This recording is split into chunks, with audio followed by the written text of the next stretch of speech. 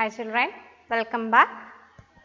We have seen some of the reactions of metals and non-metals with different things like oxygen, water, acids, and we have compared the chemical and physical properties in the previous classes. Yes? Now today we are going to see how do a metal and a non-metal react. How do metals and non-metals react each other? For that we can take one example and how they are forming their compounds, that we can see by taking example. Okay. Moving on to our topic, how do metals and non-metals react? Metals and non-metals react each other. Okay.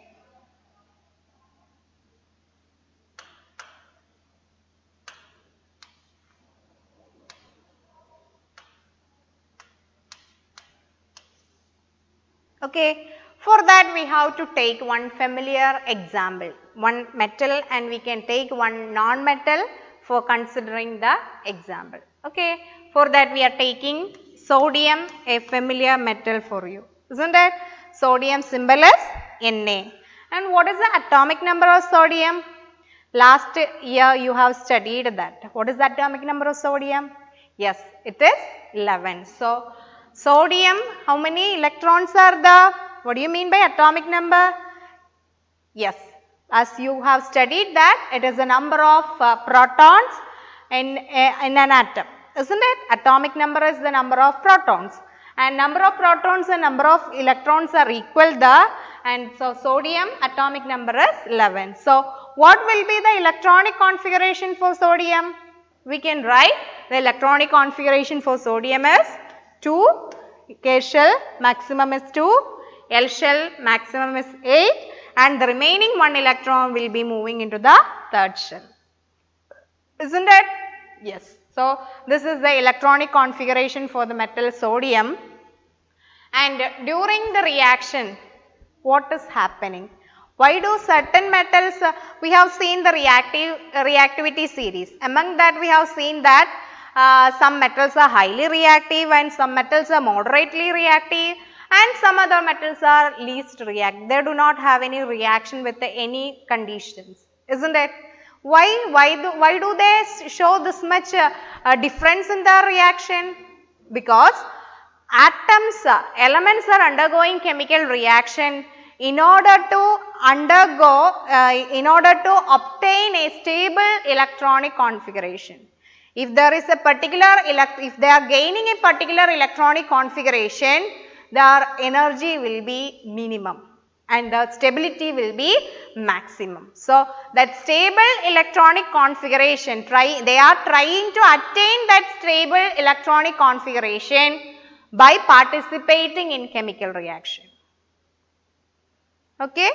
So, elements are undergoing, metals are undergoing or non-metals are undergoing chemical reaction in order to attain a stable electronic configuration. And how do they get this stable electronic configuration?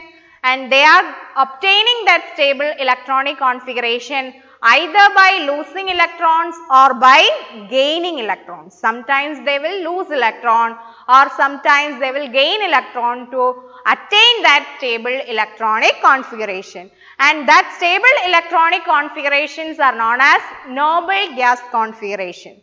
Outermost shell contain 8 electron, then that electronic configuration will be stable and the element will be with the least energy, so that it will be very safe and they will stable and they will not be undergoing any chemical reactions.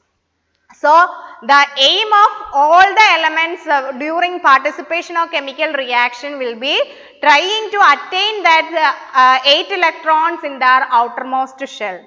Already noble gases which do not participate in the chemical reaction, they have the stable electronic configuration, 8 electrons in the valence shell or outermost shell. So, most other elements during the chemical reaction, they will try to attain that stable electronic configuration either by gaining electrons or by losing electrons. So, for that they are participating in chemical reactions. Okay. And in the case of sodium, we have seen the electronic configuration as 281 and the outermost shell has only 1 electron. So, it may not be stable though. Okay. So, during the reactions, the sodium will try to attain its stability by gaining 8 electrons in the outermost shell. How the sodium can attain that nearest noble gas configuration or 8 electronic configuration in its valence shell? Either it can lose that 1 electron or it can gain 7 more electron to make it as 8. Already last shell contain 1 electron. If this 1 electron losing, the previous shell will contain 8 electrons. So, at that time it will be very stable. Okay. And or the other option is that or it can gain to this 1 electron, it can gain 7 more electrons. So, that total 8 will be the, at that time also it will be become 288 and that will be very stable. So, which one is possible? Both two options are the which is possible for sodium. In case of sodium, losing 1 is possible because only 1 electron is there in the outermost shell. So, in case of these metals, they will during the chemical reaction, they will try to lose their electrons. So, we can say that metals during all the chemical reactions, they will try to lose their electron in order to achieve that stable 8 electronic configuration in the valence shell. So, when it is losing that 8 electron, what will happen? Losing that 1 electron in the valence shell, it will be converted into Na, sodium ion. It will be having one unipositive charge. We will see that how that positive charge came. Here in the case of sodium, atomic number is 11. Okay. Here also atomic number of proton will remain same. But number of electron here in this case it has already lost 1 electron. So, now the electronic configuration for Na plus is 2, 8. So, total 10 electrons or 10 negative charges here, 11 electrons or 11 negative charges and 11 positive charges. Positive charges will be 11 and negative charge also will be 11 there. So, cancelling that atom is electrically neutral now. But here that positive charge remains the same and negative charge is 1 less 1. So, number of electrons are 10. So, altogether if we are calculating that neutrality of the atom, 10 minus charge will be there, 11 positive charges will be there. So, net charge will be positive 1. That is why it is getting that unipositive charge for this. At that time this is not an atom, this is an ion. So, when sodium is undergoing chemical reaction, it will donate its outermost single electron and try to attain that stable configuration by forming a unipositive ion. This is the case of all metals. So, we can say that when a metal is undergoing chemical reactions, when a metal is undergoing chemical reaction, it will donate electron, it will donate electrons, any number of electron it can lose and metals will be produced with positive charges. How many electrons are losing that much charges will be produced and we can say that in the case of metals, they are electropositive. As electrons are losing the positively charged ions are produced, we can say metals are electropositive.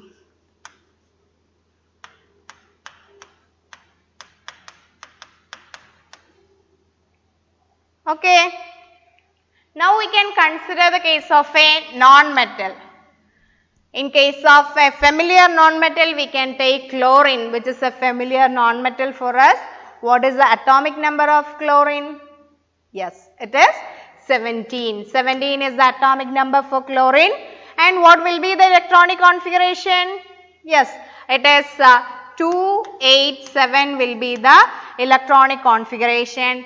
And here also, during chemical reaction, this chlorine also will try to attain that nearest 8 electron noble gas configuration or stable electronic configuration by gaining or losing electron. Here, in the case of chlorine, last shell, valence shell contains 7 electrons. So, it will be easy for chlorine to gain electrons, so that it can easily make it as 8. So, it will be very stable. So, when chlorine is undergoing participating chemical reaction, it will gain one more electron somehow during that reaction. It will gain one more electron to convert into Cl minus ion, chloride ion.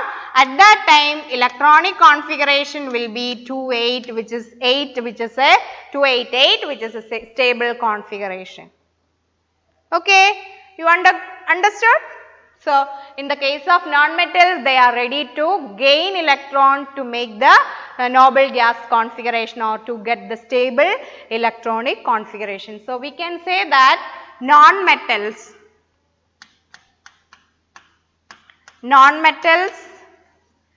when during the chemical reaction, they will gain any number of electron depending upon the non-metal. The number will vary, number of electron gaining will different, and now a number of electron it will gain to convert into non-metal with negatively charged ion. Any number of electrons it can obtain, it can gain any number of electron, and that much negative charges will be produced. So, this will be the reaction of when a metal and non-metal is undergoing a chemical behavior of a metal and non-metal when it is undergoing a chemical reaction. So, when this metal and a non-metal is reacting together, what will happen? Now, we can take both together. In the case of sodium, so during the chemical reaction, Na plus will be produced, and in the case of chlorine, Cl minus also will be produced, isn't it? And you have studied that in the case of sodium and positive and negative charges, opposite charges are the, so there will be attractive forces between them. When they combine, there will be a strong attractive forces and they will form a compound which we call it as sodium chloride, NaCl. Sodium, when sodium ion and chloride ion and combining, the sodium chloride will be produced because both are equal and opposite charges. So, definitely they will be attracting each other, and the attractive force between them will be very, very strong, and such a compound formed is known as ionic compound. Ionic compound, and the bond between these ions and the bond between these two ions are known as ionic bond, as ionic bond. As you know, oppositely charges, they are attracting each other, so there will be a type of attachment between them, and that bond is known as ionic bond, and ionic bonds are strong bond. And the compounds in which ionic bonds are there, they are known as ionic compounds. Okay. Now, we can see how this electron dot structure for the formation of these compounds we can show. If we are showing the electrons only, we are showing the valence electrons, that is known as electron dot structure. To distinguish the different electrons, for one type I am giving it as cross dot and the other one I am giving it as dot. Okay. Here it will be cross. Sodium 1 electron is there in the valence shell. Only we will consider the valence electron. So, in case of sodium 1 valence electron is there. Chlorine 7 valence electrons are there.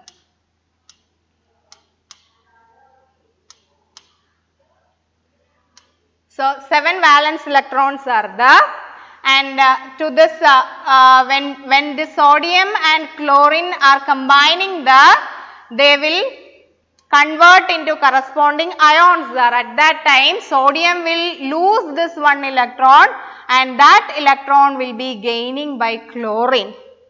Okay, and at that time during that reaction sodium plus Na plus will be, sodium ion will be produced there, and chloride ion also, Cl minus also will be produced there with the 8 electrons. So, this is the compound sodium chloride. The sodium chloride is an ionic compound in which ionic bonds are there between Na plus and Cl minus. Okay, this is the electron dot structure for sodium. If you want, you can write this like this, or if you want, you can write the same way also. Cl minus, there you can show all the 8 electrons. Okay, sodium chloride. In between sodium and chloride ion, there is a strong force of attraction, and that is known as ionic bond, and the compound in which ionic bonds are there, they are known as ionic compounds. Once again, we can see when a metal is reacting with a non-metal. Metals are electropositive. Why do they show the electropositive nature? They will try to attain that stable 8 electronic configuration, and they can attain that 8 electronic configuration either by gaining electron or by losing electron. In case of metal, they always lose the electrons, and so we can say that metals are electropositive in nature, and the case of non-metals, they will always gain electron, and we can say that non-metals are electronegative in nature. So, when this metal and a non-metal is reacting, the electron donated by the metal will be taken by the non-metal, so that both can attain that stable electronic configuration by establishing a bond, a force of attraction between the oppositely charged ion, and that bond is known as ionic bond, and the compound formed is known as ionic compound. So, this is the case of sodium chloride. Okay. So, next classes we will see more compounds, electron dot structure of other compounds and all. This much only for the reaction between a metal and a non-metal today. Thank you, children.